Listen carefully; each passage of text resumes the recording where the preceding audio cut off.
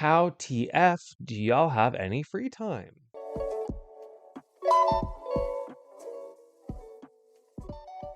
Good evening, y'all. I am just curious how y'all are able to have any sort of free time as full-time students.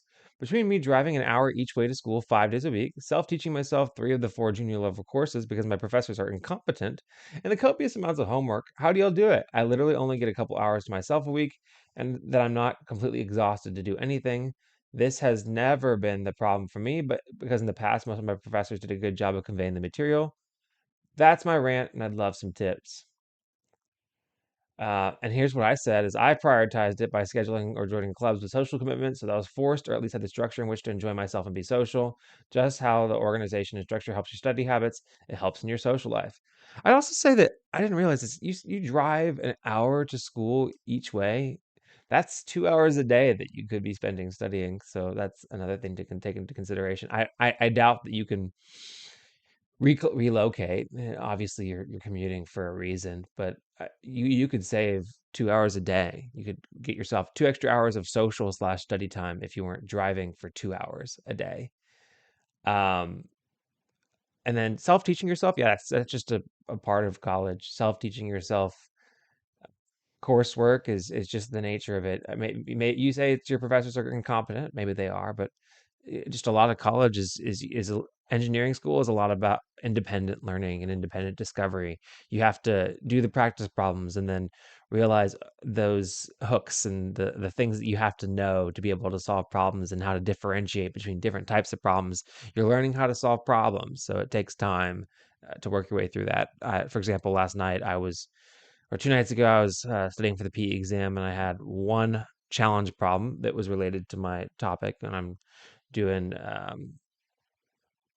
basic heat transfer right now. And yeah, it took me the entire night to stumble my way through the one problem, and I just kept on resolving and resolving and resolving, and I just couldn't get it right.